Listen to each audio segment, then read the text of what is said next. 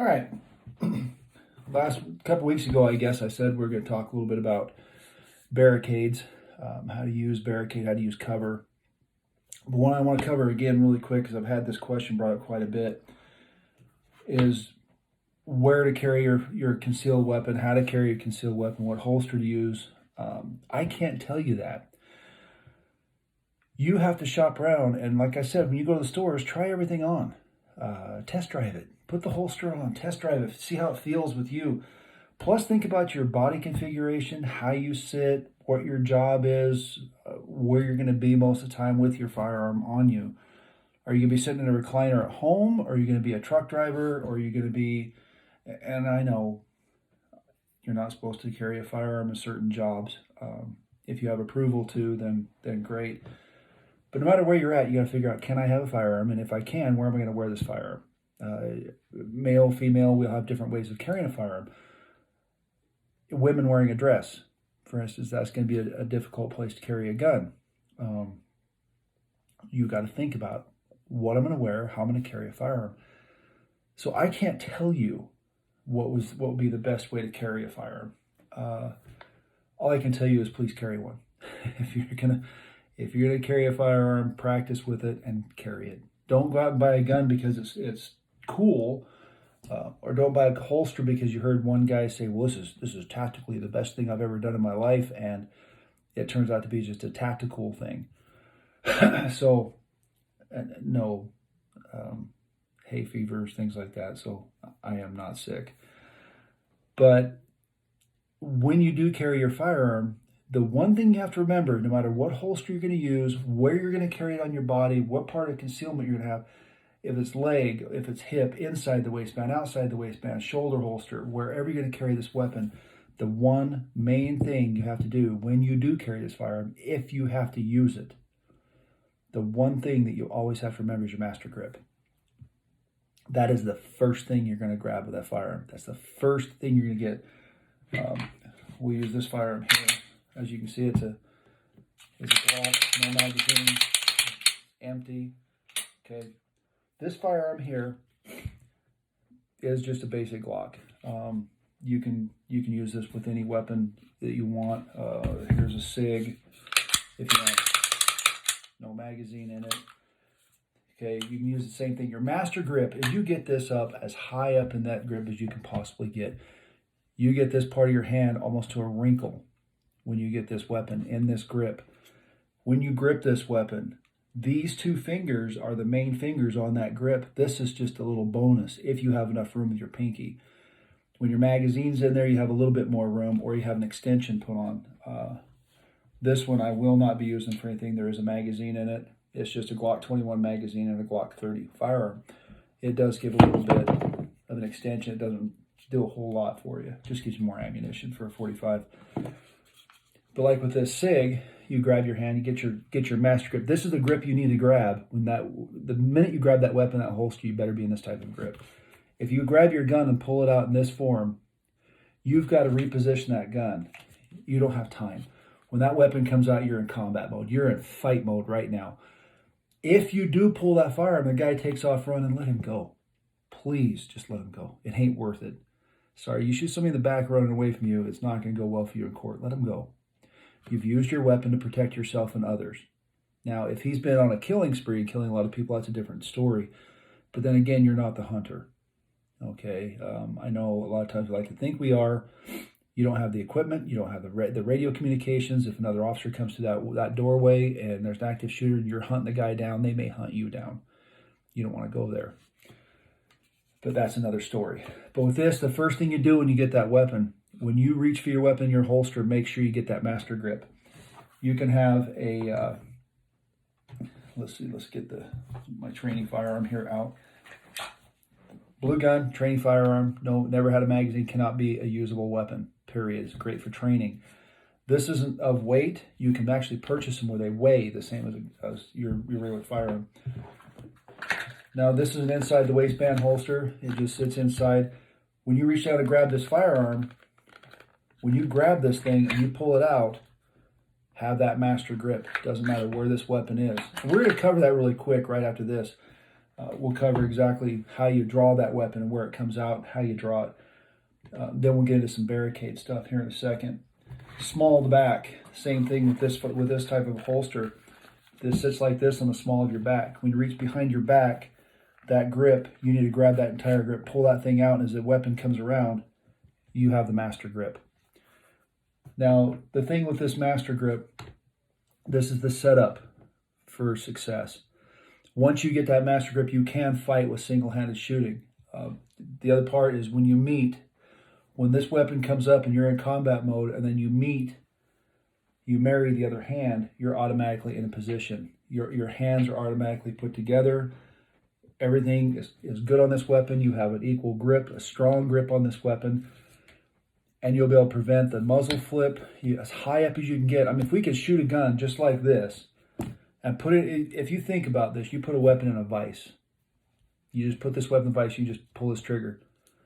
It's going to keep hitting the same location every time. If we can get our grip in that same idea, that same thought of I'm going to prevent the muzzle flip as high up as I can get on this weapon, as forward as I can get on this grip, and I get a good solid grip on here, it's going to prevent more muzzle flip. It's going to prevent the weapon from side to side. And I can't tell you, I don't know of anybody who can. If you can tell me out there, please bring it to my attention, that you can tell the difference between 75%, 25%, 90%, 10%, however your grip's going to go. I've heard this from old school training, that the 80% of your grip is on your strong hand. Your offhand is 20%, 75, 25, whatever it is. The thing is, your grip is your master grip. This hand, it doesn't matter. You're going to put a firm grip with both. You're going to get that equal pressure on this weapon. Now, a lot of people have this philosophy of, if I grip too tight with this hand, then I bring this trigger finger down, I'm squeezing, and I'm going to throw that round all over the place. You can monkey grip a weapon. You can over grip it. Just make that equal, firm, solid grip, a good firm grip, not a weak grip, and you're going to be able to do just fine. Now, let's talk about some of these draws that we got to work on. Let's see if I can get my chair out of the way here. But we get on some of these draws.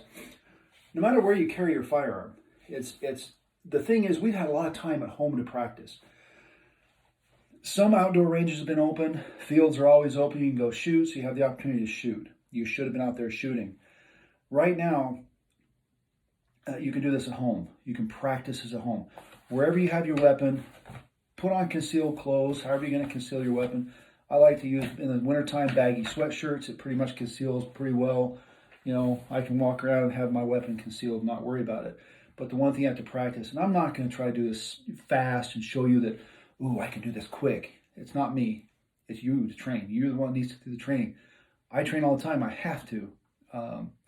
It's my paranoia that kind of steps in. It's not really just that I have to train because I'm in competition or anything else. I just want to train because, I want to live. I want my family to live in case of a situation that happens, plus my job. But the thing is there's a few different types of draws, and you've seen this on the internet. I'm going to use his site, his Knockout Lights. This guy is fantastic. He's an amazing instructor, and he did this on one of his training sessions. He showed all the different types of draws, but he was all dressed up, was having a good time with it. Me, I'm pretty simple. When you practice, you have to practice getting the cloth out of the way. Whatever you're going to wear, shirt, jacket, whatever it is, you practice clearing that weapon. You get that weapon cleared. This hand grabs that weapon, master grip. I defeat the holster. I'm in combat mode right here. I can go to fighting right here. Some of the draws they have, people get their weapon out. We call this bowling. They get the weapon out. It comes just like this, then up. It can be quick. It won't be as drastic as this. Some have, but it will be that a little bit. We call that bowling, and then you come up into the combat mode. The other one, they're fly fishing. As they whip this weapon out, comes up like this, and it goes right into their grip. What they're trying to do is marry these two hands together, and then they're fly fishing it. So the first one is, we don't want to bowl. We don't want to fly fish. We don't want to sweep our neighbor. I don't know what we call this one, but it's more of a sweep. I've seen this many times on a firing line as this weapon comes out and they pan everybody down the line just to get on target. We don't do that. Okay, we do not practice that way. So at home, I want you to defeat the cloth, get the weapon out. As soon as you cleared that holster, as soon as it's cleared, you're already going into combat mode. You can fight from right here. You can put rounds on target right here. These two hands marry, you're already going on to target. You're getting up, and at this point, you may not be sight shooting. You're more instinctive shooting, just point shooting. That weapon's going to come up, and you're right here. As soon as that weapon's defeated that holster, you're here. The weapon's already turning into combat mode, and you're going right into it, and you're into your movement. This is something we're going to work right into the next segment. Once I clear this part, we'll go right into the next part of barricade. And to use the barricade, sometimes you have to move. When you draw, if you have something in front of you, or somebody has done something, you see it, you're able to clear this, get this weapon out, you're already going into combat mode. Once you're in this combat mode, you could be moving towards cover. You could be dropping down in behind cover, your vehicle, behind a desk, behind a wall. One thing law enforcement calls a doorway is a fatal funnel. Military calls a fatal funnel. Law enforcement calls a fatal funnel. It's the strongest portion of the house. Where do you go when an earthquake happens until you go in a doorway? It's an open hole. That's why it's a fatal funnel. The problem is we open those doors and you come into a room and there's some bad guy in this room that I'm trying to search for. Say you're in your home by yourself and you're clearing your house because somebody came into it and you have your children to secure. You're going to clear your rooms. And we're going to cover that. Once I get outside and get on the range, get things going, we're going to cover that. How to clear your room by yourself. How to clear your whole house by yourself. My classes are going to start later this month. We're going to have a combat course. It'll be about 6 hours long. You have to bring a couple hundred rounds of ammunition. I'm going to have you shooting from barricade, moving, room clearing, doorway entry. All this is going to be by yourself. I'm going to keep the classes no more than 10. We'll keep 10 people max, but we're going to be outside, no classroom. So we'll be able to spread you out, move you around. So if you're interested, get with me. I will be posting my classes on here, plus be posting on our Facebook page under Lone Pine Tactical. But if you're moving to cover, when we consider that a fatal funnel, is if we blow that door open and just come right through. Now, if I open that door up and I stay on the outside and I do that slice in the pie and I'm moving around that door, I can clear this whole room from out there and I can see what's in here. If the bad guy isn't standing here, that's no longer a fatal funnel. If the bad guy's over in this corner, yes, it's dangerous. At that point, I have a cleared room as far as I can see. Your house, you know what's in that room. So you know when I open that door up and I come through the doorway, I'm going to look at this and go, I know for a fact I got a chair in this corner. Something could be hiding behind that chair. I got a closet. I got a bed over here. Something could be hiding behind that bed. Those are our unknown areas. Those are danger zones. So when I come through that doorway, I've got to understand those are my danger zones. I can move to protect myself and to clear those areas quickly. But that is the strongest part, is those doorways. Around that door, you have double 2x4s when they build the doorway. So if you're standing next to the door using it as a barricade, you have more cover there than you do in the middle of the wall. Because most houses are built on 16-inch centers. So if you look at this drywall right here, you could have a post here, another one here. And if you're hiding right behind here and someone shoots this wall, they're shooting through straight up drywall. There's no wood there. If you're taking that gamble of I know exactly where the framing is, I don't. The doorway, I do. I know exactly where the framing is. It's right there at the doorway. So when we do move into the cover part of this here in the next, I'll be getting a setup here in the next little bit. I have to have somebody down here to help me record. So we'll show you how to use the barricades. Remember though, let's get back into drawing. Remember, the first thing you got to worry about is that master grip. No matter where that weapon is, you get that master grip. And you practice that. Practice grabbing that weapon and getting it out. Get that master grip. Boom. You have it. High up on this weapon. Weapon's out. You're going right into combat mode. We don't want to bowl. We don't want to fly fish. We definitely don't want to pan everybody, because none of this stuff is cool. Now, two problems with some of the draws that we have from some of the holsters, besides leg and all these different things. Even if you're in an appendix style holster, this weapon comes out and I'm automatically going into combat mode. Once I defeat that holster, I'm automatically going into combat mode. As this weapon is coming out, I'm here. I haven't swept, I haven't gone down, I haven't gone down and up. This weapon comes out, and I'm already in combat mode, and I'm going into fight. So when we do clear this holster, practice it. Master grip, clear the holster. Okay, we covered appendix. I do have a shoulder holster, but if you do have a shoulder holster, that weapon is pointing behind you. But when you bring that weapon out, you are going to pan. So when that weapon comes out, you're getting it into combat mode as quick as you possibly can. So you clear, it's already in combat. Most of the time, people have to snap this thing, hold it, pull, and turn that thing right into combat mode. The other one is small back. If it's sitting back here and you grab that weapon, as it comes out and you defeat that holster, you've defeated it, that weapon is just going to turn and come right up. So as you defeat it, you're just here. You're not going to do this pan, you're not going to do this or this. That weapon comes out and you're coming right around your body. And that's going to come right up into combat mode. So remember, wherever you carry this weapon, you got to practice with it all the time. Either get a training gun or ensure that you get another firearm and you clear it. Make sure there's no magazine in it. You rack it a few times, lock it back, visually inspect. Ensure there's no rounds in this weapon and look all over the place. Make sure there's no rounds you're accidentally putting back into the weapon. Slap this thing forward, save location, press the trigger. So we can clear a Glock for one thing, or break it down and clean it. So the thing is when this weapon comes out, you cleared it, practice. Breaking away the cloth, weapons out, you're already in combat mode. And just go nice and slow with it. And if you want to, you can just keep doing the dry fire. Each time you pull that weapon out, you line it up in dry fire. You know, put it away, draw, back into it, dry fire. Put it away, and then just continuously do that. It's practice, practice, practice. You can do this at home. You can do it in your own rooms. You can do it anywhere you want. Here in a little bit, we'll get into this barricade, and we'll teach you how to actually use a barricade the right way. One of the reasons, before we break here, one of the reasons why I get a little bit passionate about the barricade stuff. The Dallas 5 police officers that were murdered. I was at their funeral, and I talked to a few officers there. It was pretty heartbreaking. But one of the officers was behind a pillar, a very large pillar. And he came up to the pillar and went to the side of it and used the cover as he was touching it so he could see down the aisle.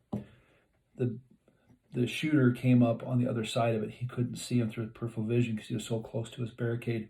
He came around behind him and shot him. So we'll talk about that when we get up here on the barricade stuff. And we'll cover using a vehicle. Let's cover it really quick before we actually do it physically. The vehicle, doorways and windows are not covered. Doesn't work. It's more for concealment. So everybody here, not everybody knows, but most people know the difference between cover and concealment. Concealment hides you, cover protects you.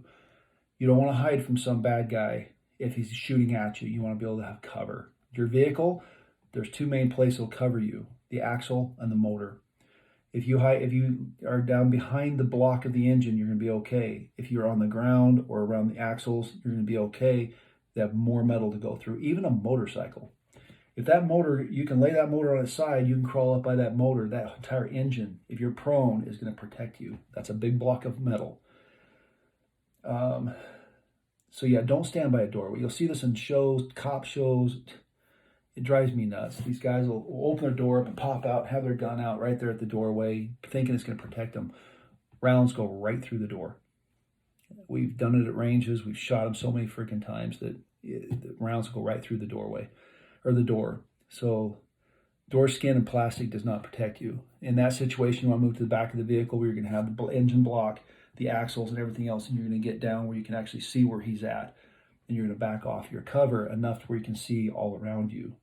Remember, head on a swivel. always looking everywhere. There's always more than one bad guy. And we'll get back here in just a few minutes, and we'll talk about cover. We'll show you some examples of using different cover. So catch you in a minute.